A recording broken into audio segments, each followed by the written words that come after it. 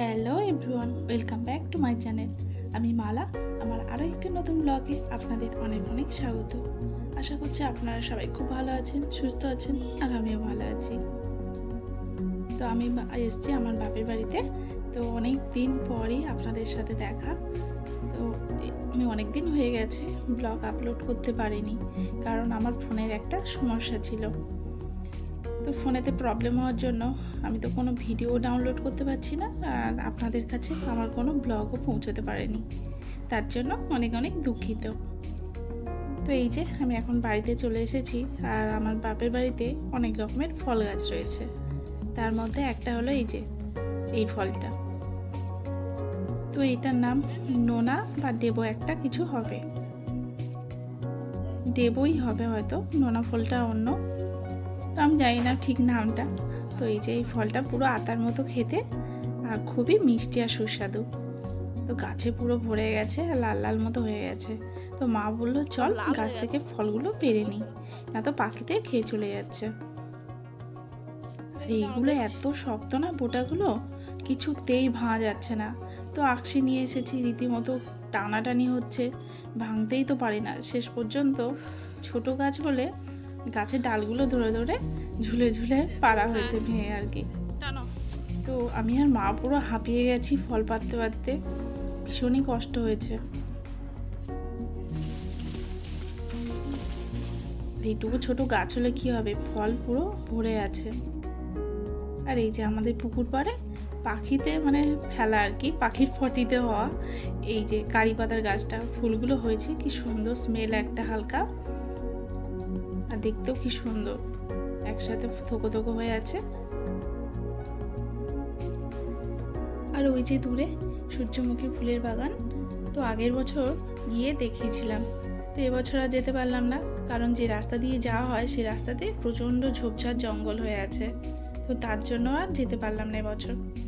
আর আমি যে সময় এসেছি তার 2-3 দিন আগে বৃষ্টিও হয়ে গেছে, মাঠটা একটু একটু কাদাও হয়ে আছে।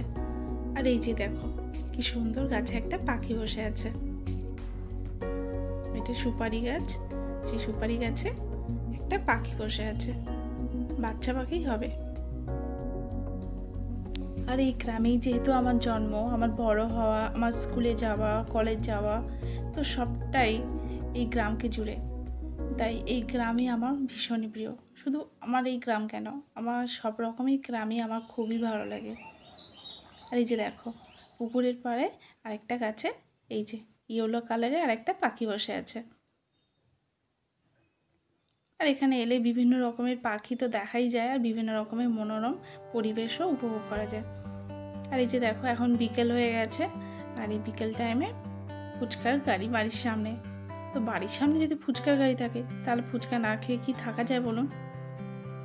তো এই ছেলেটি হচ্ছে আমাদের বাড়ির পাশে থাকে। তো মর্নিং টাইমে ও ডিউটিতে যায়, আর বিকালে ফুচকা গাড়ি নিয়ে বেরোয়।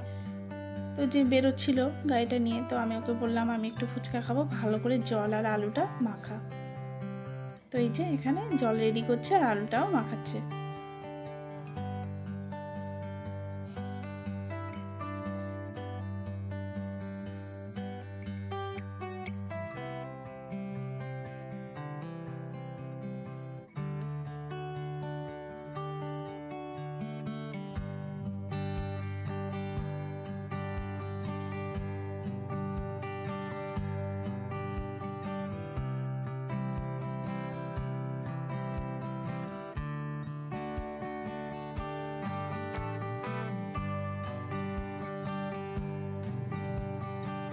এই যে ওর এখানে আলু মাখাটা প্রায় কমপ্লিট হয়ে এসেছে। তো আমাদের বাড়ির মেস আছে, তো মেসের ছেলে একটা এসছে ফুচকা খেতে। তো আমি বলি আগে ওকে দিয়ে দে, তারপর আমি খাচ্ছি। আর এই যে এটা ওর ছেলে, একটা বিস্কিটের প্যাকেট হাতে নিয়ে দাঁড়িয়ে আছে।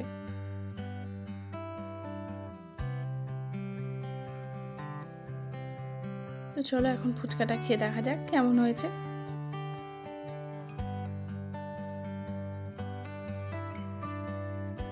আর এই যে এখন সন্ধ্যা হয়ে গেছে, আর আমার দিদি এখন কাজ নিয়ে বসে পড়েছে। তো এইগুলো হচ্ছে ছোট ছোট ব্যাগের কাজ। তো আমার দিদি এগুলো করে, তো ওই এখন যেহেতু এখানে এসছে, তো কী করেছে, এই বোর্ডটা ছোটো মতো করে কেটে ডিজাইন করে নিয়ে চলে এসেছে।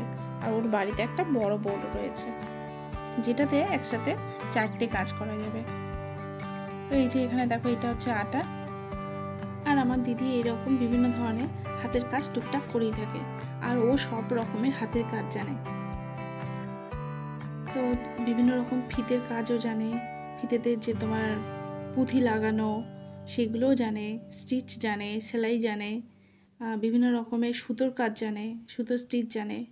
তো এইগুলোর একটা কোর্স করেছিল আমার দিদি, তো সেই জন্য খুব ভালো হাতের কাজ জানে, আর সেলাই করে খুব সুন্দর।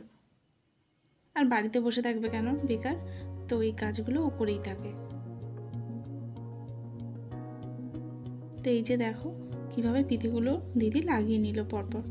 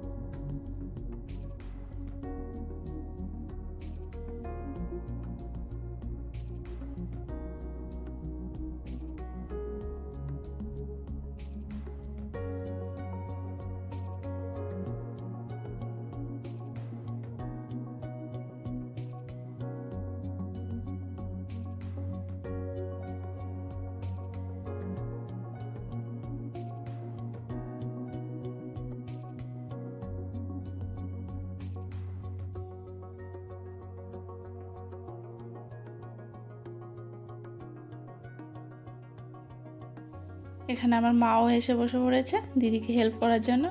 আর এই যে ফিতেগুলো রয়েছে ওগুলোর মধ্যে একটা সূচ দিয়ে একটা করে ডিপ করতে হবে, আর কি ছোটো ছোটো ফুটো করতে হবে। আর ওর মধ্যে একটা ছোট্ট মতো একটা সূচের মতো, মানে অন্যরকম, সেটা ওই যে ঢুকিয়ে সেটাকে ওই ফিতেগুলোর মধ্যে দিয়ে টেনে টেনে বার করতে হবে। যে দিদি আবার দেখিয়ে দিচ্ছে মাকে কিভাবে করতে হবে। তো কাজগুলো যথেষ্ট মানে কষ্টকর কাজ।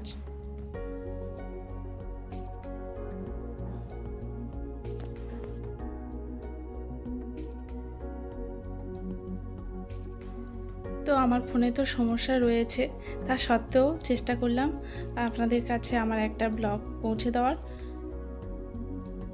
তো চেষ্টা করব ব্লগ আপলোড করার।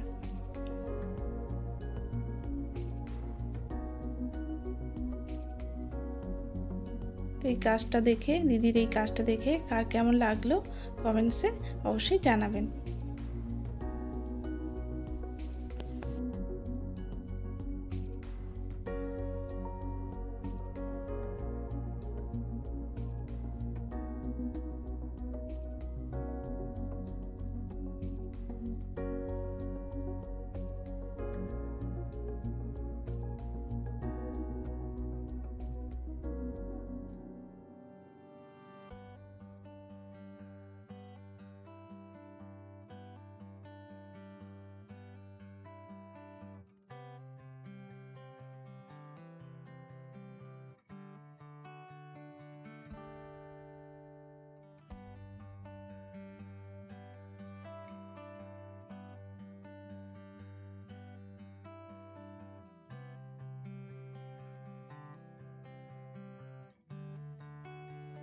তো এই যে অবশেষে কাজটা কমপ্লিট হয়েছে, আর ওই বোর্ড থেকে কাজটা তুলে নিয়ে ঠিক এইরকম দেখতে লাগছে, এই ডিজাইনটা তৈরি হয়েছে।